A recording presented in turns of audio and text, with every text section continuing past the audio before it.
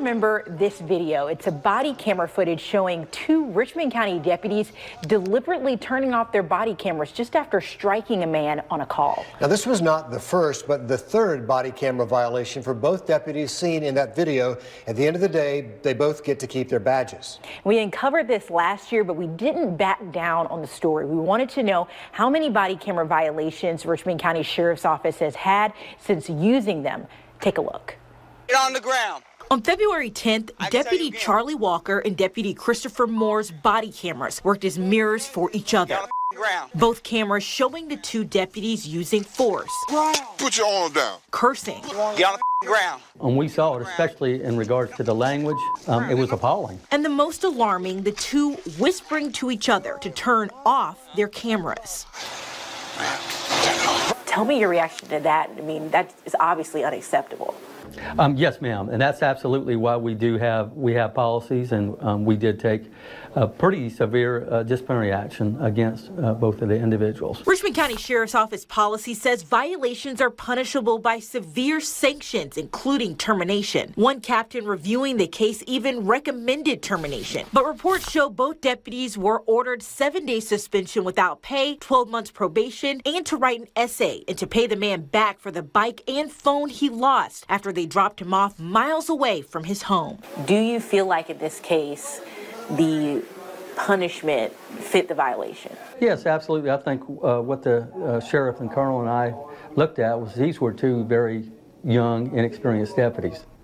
We called on them all the time to deal on highly volatile and quickly developing situations.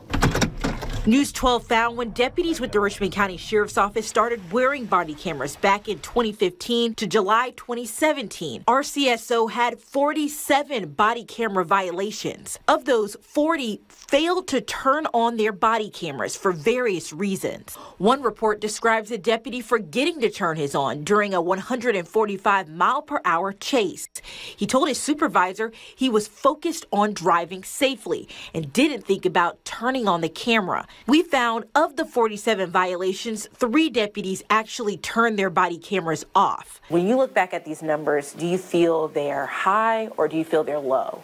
I feel they're absolutely low when you consider that over years, we're talking about we probably have 300,000 or 400,000 citizen contacts a year. Violation reports also show of the 47 violations, 0 resulted in termination. Chief Clayton says they believe in progressive discipline. It's about changing behavior, and if we can change a deputy's behavior without terminating them, we don't want to have to do that unless, again, it is intentional. Neighboring Sheriff's Office, Columbia County's violations don't even compare to Richmond County because they don't even use body-worn cameras. A lawsuit against Columbia County Sheriff Clay Whittle claims he and the county have a policy or practice of not providing body cameras and providing only a limited number of dashboard cameras. The Columbia County Sheriff's Office declined to interview with us, but said they have no plans to purchase body cameras at this time. I see agencies that don't do it, and you have to ask,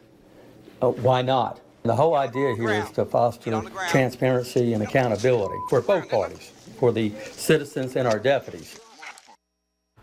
And to put this all into context, RCSO has hundreds of deputies. This data was taken over several years, and reading through, several who failed to turn their body cameras on had technical issues, some swept up in a fast-paced call, and some like this one call that we told you about back in May.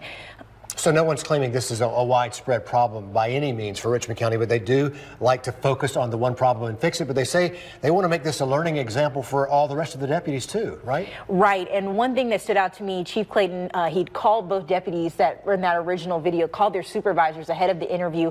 And Clayton, Chief Clayton told me that he says there's some of their supervisors' best deputies in that zone now. But another aspect of this, RCSO says complaints from 2015 to 2016, that first year they had it, went down about 50% at the Sheriff's Office, and they believe body cameras have something to do with that transparency on both sides. So it was a good conversation with them, kind of figuring out where they are, how many complaints, you know, in the grand scheme of things they were getting. Good to see where we are when you take a step back from it all, Kelly. Absolutely. Thank you for that.